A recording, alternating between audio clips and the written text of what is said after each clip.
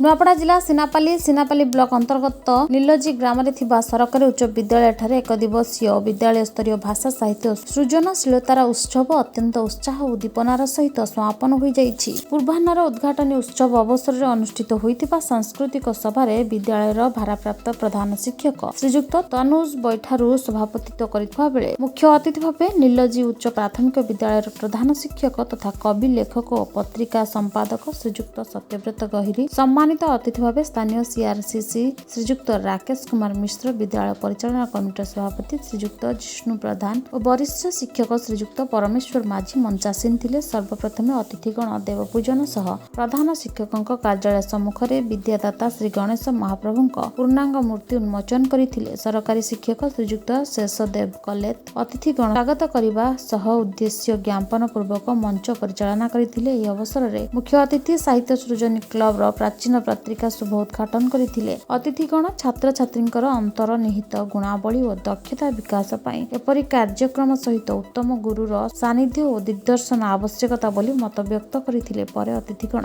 छात्र छात्रींक द्वारा प्रदर्शित कौशल क्लब जिज्ञासा कार्य क्रीडांगन आदि पर्यवेक्षण करथिले। उक्त कार्यक्रम सफल करिबारे शिक्षक श्रीजुक्त शेखर महंत, संतोष कुमार मल्लिक सहयोग करथिले। मो श्रीजुक्त तनुज बैठारू सरकारी उच्च विद्यालय नीलजीर भारप्राप्त प्रधान शिक्षक सरकार का निर्देश अनुसार आम विद्यालय 19/1/2024 रे भाषा साहित्य सृजनी उत्सव पालन करा। उक्त उत्सव रे सम्मानित अतिथि जिष्णु प्रधान, मुख्य अतिथि सत्यव्रत गहिर, सम्मानित अतिथि राकेश मिश्र, आम नीलजी उच्च विद्यालय वरिष्ठ शिक्षक श्रीयुक्त परमेश्वर माझी उपस्थित थिले। आम विद्यालय 4टी क्लब यथा साहित्य सृजनी, क्रीडांगन, कुशली और जिज्ञासार विभिन्न छात्र छात्री माने ए उत्सव में भाग नेथिले। परिशेष अतिथि मानक द्वारा पुरस्कार वितरण करा। मोर नाम प्रमोद मिश्रा, सरकारी उच्च विद्यालय नीलजी दशम श्रेणी छात्री। एठारे मोर साइंस प्रोजेक्ट तैयारी करिछि। एहार नाम होछि non Newtonian fluid speed breaker.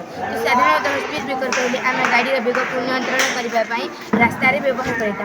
यह साधारणतः स्कूल कॉलेज में हॉस्पिटल आगे गाड़ी वेग को नियंत्रण करने व्यवहार कर किंतु आजिकल से सीमेंट और प्लास्टिक तैयारी स्पीड ब्रेकर व्यवहार जो बहुत अपकारिता देखा जाऊँगी, जमीक नॉइज पोल्यूशन, शब्द प्रदूषण, ध्वनि प्रदूषण होती। तो यही सब अपकारिता को दूर करने नॉन न्यूटनियन फ्लूइड तैयारी ब्रेकर टी पाखे यूज कर जहाद्वारा आम दुर्घटना को कमाई पार। तो यह एक तरल पदार्थ, गोटे एमती तरल पदार्थ जहाँ न्यूटन लॉ और विस्कोसिटी को पालन करे ना। तो यह निर्भरशील बल उपर कि आम केते मात्रा बल प्रयोग करूँ। तो आम यहाँ यदि अधिक बल प्रयोग करवा तो यह शक्त पड़ी कठिन पदार्थ भली कार्य कर, किंतु आम यहाँ तर कम बल प्रयोग करवा तो यह तरल पदार्थ भली कार्य कर। तो ये फ्लूइड को मुझे रास्तार ब्रेकर व्यवहार कर। यहाँ दुईटा कंडीशन रही गाड़ी की स्पीड आसो गाड़ी को धक्का लगे से जापर पाखे ब्रेकर अच्छी बोली से गाड़ी वेग को नियंत्रण कर। किंतु जिते बेले गाड़ी की स्लो आसो तो प्लास्टिक और सीमेंट तैयारी ब्रेकर जो स्पीड सहित कौन संपर्क नाला, किंतु ये पाखे आम स्पीड सहित संपर्क अच्छी। जिते बेले आम गाड़ी स्लो आने तो आमको किसी जना पड़ो ना कि पाखे ब्रेकर अच्छी बोली आम आराम से रास्ता क्रॉस कर। और यह द्वारा आम यहाँ बहुत कम खर्च कर और यार किसी अपकारिता देखा जाए ना। जमीक कि आम जिते एम्बुलेंस टी आसो तो केमी वृद्ध लोक थे एम्बुलेंस भितर गर्भवती महिला मैंने थे तो किसी आघात पड़ो ना, किसी जना पड़ो ना, से आराम से गाड़ी रास्ता क्रॉस करेंगे। सिनापाली चिंतामणि नेतम को रिपोर्ट कामयाब टीवी।